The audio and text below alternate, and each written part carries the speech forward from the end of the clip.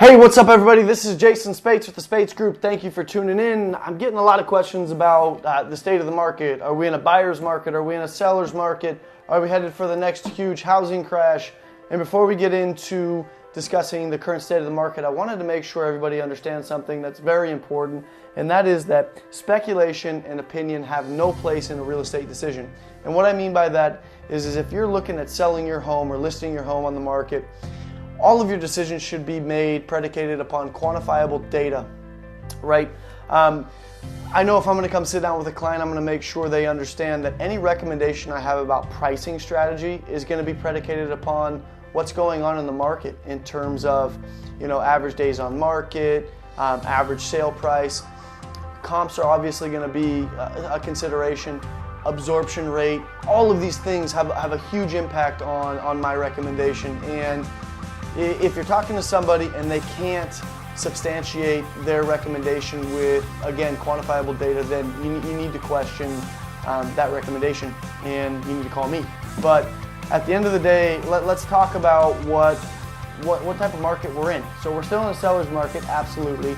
And despite the increase in inventory, right, we have seen a decrease in sales. So although we're still in a seller's market, there's been more houses that have been placed on the market this past month than there were in 2017, and we've sold fewer homes than we did in 2017 also.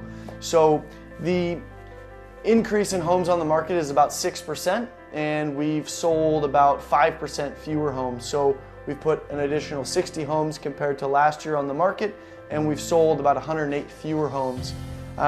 Good news, however, is average sale price has gone up about 8.8%, which is great. People are still seeing tremendous value, earning equity, all those things that are important when you buy real estate. Average days on market, so the amount of time that a house stays on the market compared to when it was listed, is pretty flat. I mean, it's 4% longer is the average in terms of how much longer it's taking than it did the same time last year, but that's really like a day or two, so it's not a big deal. But what does that mean in terms of the market in general and what it means for sellers? Well, what it means is the person who's buying a home this year has more options than they did last year in 2017, right? Which means you have to be more strategic, and you have to understand that it's more of a competitive landscape this year than it was the same time last year, right? Some of the factors that are definitely creating houses to sit on the market longer or houses not to sell as quickly as they were in the past are obviously the increase in values, right? So as prices continue to go up, people get priced out of the market. But what's also creating an issue for people is the fact that interest rates have gone up. And although they haven't gone up to any crazy high rate, the small incremental increase in interest rates does have a pretty dramatic impact on people's ability to purchase or their purchase power, right? So that person who was able to purchase a home at $500,000 at a 3.75 interest rate is now at a 4.75, is only able to qualify for $480,000 to give you an idea. So is it sustainable? Is this level of growth sustainable? We've had such tremendous amounts of increase in values. We're nearing pre-recession pricing. Do I think that a crash is around the corner? No, absolutely not. If you look at where we're at relative to where we were, we still have a long ways to go in terms of increase in value, but I don't think we're going to be seeing the same pace at which we've increased in value. I think we're going to see a flattening or a leveling at some point. Is that going to be tomorrow or in 2 years?